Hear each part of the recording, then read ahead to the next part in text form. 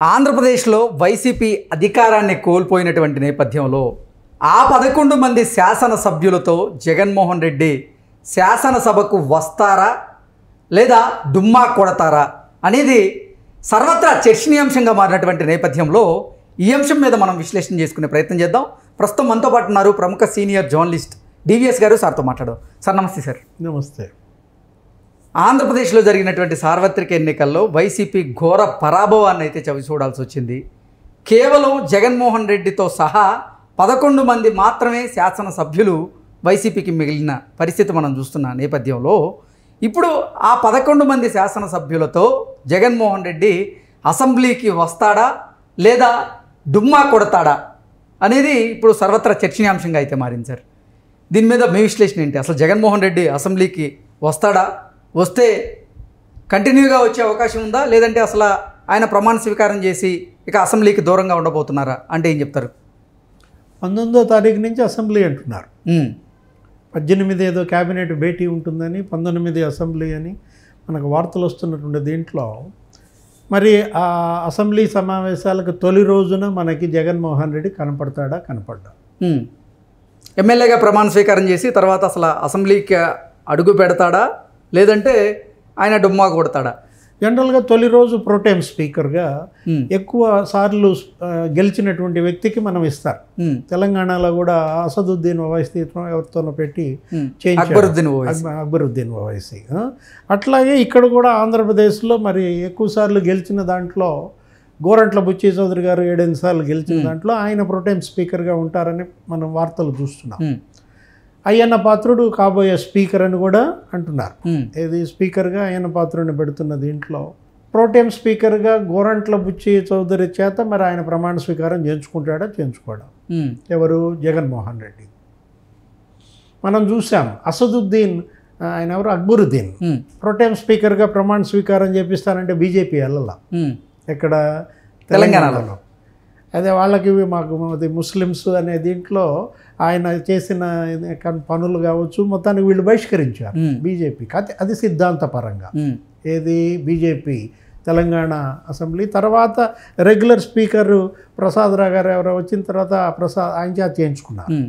మరి జగన్మోహన్ రెడ్డి ఏం చేస్తాడు? ప్రమాణం చేస్తాడా, చేయడా? కేసీఆర్ చేయలేదంటే అర్థం. కేసీఆర్ ఏంటి, పడ్డాడు బాత్రూంలో. ఆయన ఏంటి, కాలు జారి పడ్డాడు. మళ్ళీ కాలు జారి అంటే మళ్ళీ ఇంకో రకంగా మాట్లాడతాం.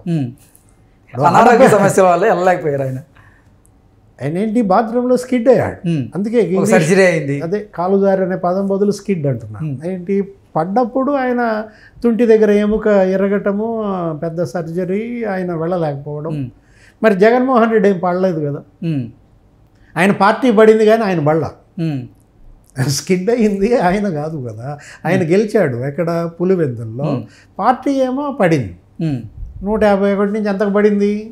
11కు పడింది. 11 మంది శాసనసభ్యులతో జగన్మోహన్ రెడ్డి సభకు వెళ్ళటానికి తలవంపుల నామోషియా. మనాడికి నామోషి ఎక్కువ. వెళ్ళటానికి ఇష్టపడ్డా. మరి అటువంటప్పుడు నాయకత్వం ఎవరికి అప్పచెప్తాడు?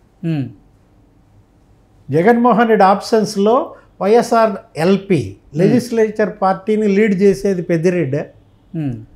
మరి సీనియర్ ఆయనే కదా. పెద్దిరెడ్డి రామచంద్రారెడ్డి ఆధ్వర్యంలో ఇక నడపాలి. ఒకవేళ ఈయన కనుక వెళ్ళకపోతే ప్రమాణ స్వీకారం అయ్యన్న పాత్రుడితో చేస్తాడా? పెనం మీద నుంచి పొయ్యిలో పట్టం అంటే అదే. గోరంట్ల బుచ్చి చౌదరి గారితో ప్రమాణ స్వీకారం చేయించుకోకుండా అయ్యన్న పాత్రుడితో చేయించుకుంటాడా అంటే ఇప్పుడు అది నీకు రివర్స్ కొట్టుద్ది అనమాట. మనకి అయ్యన్న పాత్రుడు గారి వర్సెస్ జగన్మోహన్ రెడ్డి తెలుసు కదా. ఏంటి ఏదో ఆ పదాలు వాడి మొత్తం అసలు చెత్త నా కొడుకు ఇలాంటి అంటూ, నా కొడుకునైనా నేను అలాగే తిడతానన్నాడు. అఫ్కోర్స్ అది వేరే విషయం. తప్పు చేసినప్పుడు నా బిడ్డను నేను ఎందుకు తిట్టాను, అట్లాగే ఇతను నా కొడుకు వయసే కదా అని కూడా అన్నాడు అయ్యన్న పాత్రుడు గారు.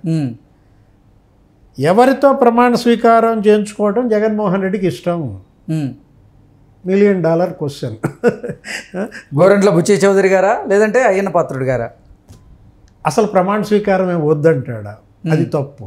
పులివెందుల ప్రజలని అవమానించినట్టు అవుద్ది, ఆ ఓటర్లని అవమానించినట్టు అవుతుంది. గెలిపించారు కదా, అఫ్కోర్స్ మీ మెజారిటీ 90,000 నుంచి 50,000 60,000కి తగ్గచ్చు, కానీ గెలిపించిన దీంట్లో మరి ప్రమాణ స్వీకారం చెయ్యాలి. చేసిన తర్వాత చేసుకోండి మీ ఇష్టం, ఏది రాజీనామా చేస్తారా లేదు సభకు వెళ్లకుండా గైరు హాజరవుతారా అదే విషయం అన్నమాట.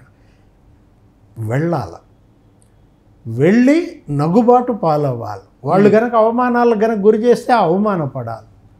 అప్పుడు ఏమైనా సానుభూతి వచ్చుద్దేమో చూసుకోవాలి. అంతే తప్ప నేను అసలు వెళ్ళను, నేను సభకు వెళ్ళను, నాకు అవమానాలు అయితే నేను తట్టుకోలేను, ఇది కరెక్ట్ అయిన అంశం కాదనమాట. జగన్మోహన్ రెడ్డి ఫ్యూచర్ ఏంటి, వైఎస్ఆర్ కాంగ్రెస్ పార్టీ భవిష్యత్ ఎలా ఉండబోతుంది అనేదే ఇవాళ దేశవ్యాప్త చర్చ. ప్రతిపక్షం మనలేని పరిస్థితి, పవర్ లేకుండా. కేసీఆర్ పరిస్థితి ఏమైంది? తెలంగాణలో అసెంబ్లీ ఎన్నికలప్పుడు కేసీఆర్ ఎంత బలంగా ఉన్నాడు, పార్లమెంట్ ఎన్నికలకు వచ్చేసరికి ఎంత బలహీనపడ్డాడు. నీకు 39 మంది శాసనసభ్యులను గెలిపించారు ఇక్కడ తెలంగాణలో, 37% ఓట్ బ్యాంక్ ఇచ్చారు. అంటే మరీ ఘోర ఓటమి కాదు. జగన్మోహన్ రెడ్డి మరీ చిత్తుగా ఓడిపోయాడు. ఈయన పర్వాలా, ఈయనకేంటి నీకు ఎక్కడ జీహెచ్ఎంసీ పరిధిలోనే ఎక్కువ వచ్చినాయి కదా ఎవరికి, కేసీఆర్కి. అలాంటి పరిస్థితుల్లో కూడా మరి కేసీఆర్ ఏమైందో మనం చూసాం. ఏంటి అది స్వయంకృత అపరాధం. దీనికి ప్రధాన కారణం ఒకటే కృష్ణ, సమీక్ష లేకపోవటం, చేసిన తప్పుల్ని గుర్తించలేకపోవటం, తప్పుల్ని ఒప్పుకోకపోవడం. తప్పు చేశాము అని ఒప్పుకుంటే ఏమన్నా మిన్ను విరిగి మీద పడుద్దా, మీ స్థాయి తగ్గిద్దా, పెరుగుద్ది. ఇంకా నిజం చెప్పాలంటే నిజమైన విశ్లేషణ అది అనే ఒక సందేశం ప్రజల్లోకి వెళ్తుంది. ఆహా, తప్పు తెలుసుకున్నారు, విశ్లేషించుకుంటున్నారు, సరిదిద్దుకునే అవకాశం ఉంటుంది, సరిదిద్దుకునే ప్రయత్నం చేస్తున్నారు అనేది ఒక నమ్మకం పెంచే ప్రక్రియ, విశ్వాసం పెంచే ప్రక్రియ. అవి లేకపోగా ఏమంటున్నారు, శకుని పాచికలు అంటారు, ఆ ఈవీఎంల మీద పడి ఏడుస్తారు.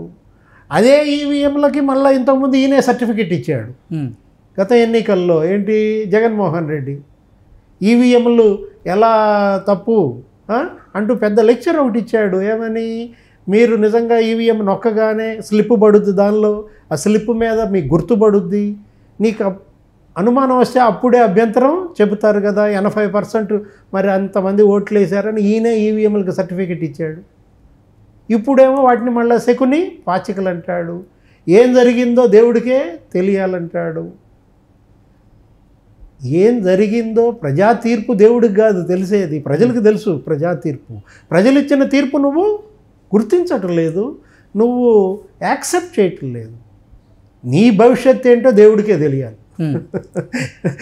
నువ్వు వేసిన ఓట్లు ఎటుపోయాయో దేవుడికి తెలియటం కాదు, వైసీపీ భవిష్యత్తు ఏంటో దేవుడికే తెలియాలన్నమాట. ఇవాళ వైఎస్ఆర్ కాంగ్రెస్ పార్టీ గాల్లో దీపంలాగా రెపరెపలాడుతుంది. ఎప్పుడు ఆరుద్దో తెలియదు. దాన్ని అడ్డం పెట్టే చేతులు కొరవడ్డాయి. ఎవరికి వాళ్ళు వాళ్ళ యొక్క స్వార్థం వాళ్ళు చూసుకుంటున్నారు. మరి నాయన దీపం ఆరిపోతుందిరా, కొంచెం చెయ్యి అడ్డం పెట్టండిరా అంటే చేయగలదు అనుకుని ఎవడాగాడు దూకేస్తున్నది. ఇంట్లో ఎమ్మెల్యేలు వాళ్ళ దారి వాళ్ళు చూసుకుంటున్నారు, ఎంపీలు వాళ్ళ దారి వాళ్ళు చూసుకుంటున్నారు, రాజ్యసభ సభ్యులు ఎవరికి వాళ్ళు ఇప్పుడు స్వార్థం నీ ఒక్కడికేనా మాకుండదా అనే దీంట్లో తెగబడుతున్న రాజకీయాన్ని మనం చూసామన్నమాట. ఇలాంటి పరిస్థితుల్లో పార్టీ నడపడం చాలా కష్టం. సేమ్ కేసీఆర్ ఏం జరిగిందో జగన్ కూడా అదే జరిగింది. అది ప్రజా తీర్పు అలాగే వచ్చింది, భవిష్యత్తు కూడా అలాగే నడుస్తుంది. కేసుల్లో ఇరుక్కున్నాడు కేసీఆర్, కూతురు జైలుకి వెళ్ళింది, ఇప్పటికి 5-6 నెలలు అవుతుంది. కూతురు బయటకు వస్తుందో లేదో తెలియక తల్లి చాలా ఆవేదన. తండ్రి అసలు పట్టించుకోవట్లే కూతురు గురించి, పార్టీ గురించి పట్టించుకోవట్లా. 37% ఓట్ బ్యాంక్ పార్లమెంట్ ఎన్నికల్లో ఏమైపోయింది, 17%కి పడిపోయింది, 20% తగ్గిపోయింది. హరీష్ రావుని అక్కడే ముందు ఉంచారు, కేటీఆర్ని ఇంకో పక్కన ఉంచారు. మీరు ఎవరి వల్ల మీరు ఓడిపోయారు? కేసీఆర్ కుటుంబం వల్ల ఓడిపోయాడు. ఆ కుటుంబాన్ని దూరం పెడితే బతికేది పార్టీ. కుటుంబం కోసం పార్టీని బలిపెట్టాడు ఎవరు? కేసీఆర్. జగన్మోహన్ రెడ్డి కూడా అంతే. జగన్మోహన్ రెడ్డి కూడా ఏమి తన వైపు ఉన్నటువంటి మనుషులను మార్చుకోవట్లా.